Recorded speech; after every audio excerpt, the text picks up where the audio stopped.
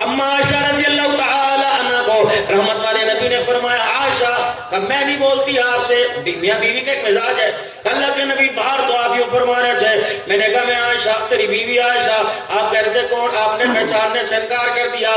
میں نے کہا مجھے پہچانے نہ پہچانے، ایڑی پر سانپ کے ڈنک کھانے والا یار غار کو تو ضرور پہچانیں گے۔ میں نے جلدی سے اپنے ابا کا نام دے دیا۔ آپ نے فرمایا کون؟ صدیق اکبر۔ کملی والے میں تو آپ کو بتلانے آئی تھی کہ بارش ہو رہی ہے، اندر تشریف لے آئے۔ آپ اللہ کے دربار میں یکسوئی کے ساتھ لگے ہوئے تھے، آپ مسکرانے لگے۔ فرمایا عائشہ بارش ہو رہی تھی؟ اللہ اکبر، جی جی۔ فرمایا عائشہ پھر وہ کیسی بارش ہے جو تیرے اوپر گر رہی تھی میرے اوپر نہیں گری؟ اما عائشہ کہنے لگی میں حیران ہو گئی، میں رحمت دو عالم کی طرف منہ موڑ کے دیکھا، رب اکبر کی قسم ہے سر سے لے کے پاؤں کے جوتے پہ مجھے ایک بارش کا قطرہ نظر نہیں آیا۔ میں اپنے آپ کو تسلی دلانے کے لیے حضور کے جسم ادر پر کپڑوں مبارک پر آپ پھیرنے لگ گئی۔ اللہ اکبر۔ آپ نے فرمایا عائشہ تجھے خواب تو نہیں آیا؟ میں رحمت والے نبی کی لنگی اٹھا کے دکھائی، میں نے کہا جو آپ سر سے اتار کے گئے تھے میں سر پہ لے کے گئی، یہ دیکھو اس میں سے پانی ٹپک رہا ہے۔ آپ نے فرمایا عائشہ اب مجھے سمجھ آ گئی۔ عائشہ سب سے پہلی بات یہ کہ جب تو نے مجھے پکارا میں نے پہچاننے سے انکار کر دیا، تو نے اپنے باپ کا تعارف کرایا میں نے پہچاننے سے انکار کر دیا۔ اس میں بھی جامع قاسمے میں آنے والے مسلمانوں کے لیے، کوٹ اعظم والوں کے لیے، سارے انسانوں کے لیے، مردوں عورتوں کے لیے ایک سبق ہے۔ جب بندہ اللہ کے سامنے بیٹھے پھر بیوی بیوی نہ رہے، بچے بچے نہ رہے، اولاد اولاد نہ رہے، زمین پر انسان بندہ ہو، آسمانوں پر خدا ہو، پھر ایسا یکسوئی کے ساتھ اسے یاد کرے کہ بندے کے رونے پر خدا رحمت برسانے لگ جائے۔ اب اگر تھوڑی سی بات کروں، یہ میڈیا والے سے اچھال نہ دے میرے عزیزوں، وہ مسئلہ اب جیب میں سے موبائل کی گھنٹی بجی، اب یوں کر کے نکال کے دیکھ رہا ہے یہ کون سی نماز ہے کہ چوتھی صف میں کھڑے ہونے والے کی گھنٹی کی آواز تیرے کانوں میں آ گئی۔ اس کا مطلب ہے تیرا دھیان خدا کی طرف نہیں، تیرا دھیان دکان کی طرف ہے، تیرا دھیان نمازیوں کی طرف ہے۔ اللہ اکبر۔ تجھے گھنٹی کا احساس ہی پیدا کب ہو گیا کہ تجھے جب یہ جیب میں سے موبائل نکال کے گھنٹی بند کرنے کی نوبت آئی؟ اس کا مطلب ہے جو تعلق اللہ اپنے ساتھ تیرا جوڑنا چاہتا تھا، تجھے خدا کے گھر میں آ کر نماز کے سجدے کے اندر بھی وہ تعلق اللہ کا نہیں ملا ہے۔ سیدہ عائشہ رضی اللہ تعالیٰ عنہ کرنے لگی اچھا اب میری سمجھ کے اندر آ گئی کہ آپ کا تعلق اتنا اللہ سے مضبوط تھا اس لیے آپ نے پہچاننے سے انکار کر دیا۔ لیکن کملی والے اگلی بات میری سمجھ میں نہیں آئی، یہ چادر بارش کی وجہ سے گیلی ہو گئی۔ کملی والے بتاؤ تو صحیح آپ کے جسم پر، آپ کے کپڑوں، آپ کے نالین پر، آپ کی کملی مبارک پر کیوں پانی نہ گرا؟ فرمایا عائشہ جب بندہ خدا کی محبت میں مست ہو جاتا ہے، خدا کی یاد میں محو ہو جاتا ہے، بندہ بندہ نہیں رہتا، اولاد اولاد نہیں رہتی، پھر اللہ بھی بندے کی طرف متوجہ ہو کر اپنی رحمت برساتا ہے۔ عائشہ یہ بارش کے قطروں سے گیلی نہیں ہوئی، خدا کی رحمت کی برسات سے میری چادر گیلی ہو گئی ہے۔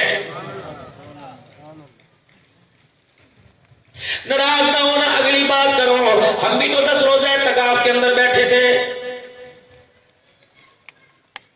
مولانا عبدالحی صاحب میں آپ سے پوچھتا ہوں اعتکاف میں بیٹھنے والوں نے چاروں طرف پردے کیوں لگائے تھے؟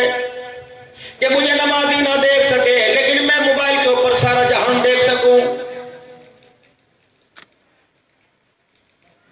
کبھی کاغذ پینسل گھر سے منگوائے گئے، کبھی کاپیاں گھر سے منگوائی گئی، پرچیوں پہ لکھ لکھ کر 2 میٹھے پان بھیج دو، اسٹرابری کا شربت بھیج دو، رات کو آئس کریم بھیج دو۔ مجھے ایمانداری سے بتاؤ تم خدا کے گھر میں آ کے بیٹھے کہ مری کے ماں روڈ پر آ کے بیٹھے؟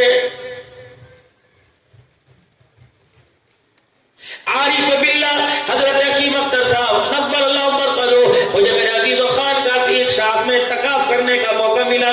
12-15 سال میں اعتکاف مسلسل بیٹھتا رہا۔ یہ تو اب پروگراموں کی وجہ سے میرے عزیز و مدرسوں کے لیے آگے پیچھے جانا پڑتا ہے۔ ہمیں حکم ملا تھا فرمایا جس کپڑے میں تم اپنے گھر سے آئے ہو وہی کپڑا پہن کے واپس جانا، اگر ضرورت نہ پڑے تو کپڑا پہننے کی ضرورت نہیں، اگر گرمی کی حاجت نہ ہو تو نہانے کی ضرورت کوئی نہیں، اگر شرعی حاجت ہو نہانے کی نہیں، بالوں کو تیل نہیں لگانا، داڑھی کو بالوں کو کنگا نہیں کرنا، مسواک اور وضو کے پانی سے اپنے آپ کو پاک کرنا، صابن استعمال نہیں کرنا، لوشن نہیں لگانا، جب دو روٹی کھاتے ہو ایک روٹی کی گنجائش اس نفس کو سمجھانا، جب تمہارا مٹن کھانے کو دل کرے وقت تو گیا سے گزارا کر لینا، تولیہ استعمال نہیں کرنا، اللہ اکبر، سادے سے بستر پہ لیٹنا، سادی سی چادر پر تاکہ تمہاری کمر بھی اکڑ جائے، اللہ اکبر، جب دل ٹوٹے گا جسم پھوٹے گا، رب کعبہ کی قسم آنکھ سے آنسو نکلے گا، تب خدا کی مدد زمین کے اوپر آئے گی۔ خدا پاک کی قسم میرے کرتے کا دامن چھین گیا. میرے حضرت جی سے کہا, میں نے کہا جی کرتے کپڑے منگوا لو. کہا عبدالحنان تو نے تیری تو متی ماری گئی. میں نے کہا اللہ والے کیا ہوا؟ فرمانے لگے اس پھٹے ہوئے دامن کو لے کر رات کو تہجد کے وقت بیٹھ جانا, خدا پاک کی قسم اس پھٹے ہوئے دامن پر خدا کو ترس آ جائے گا.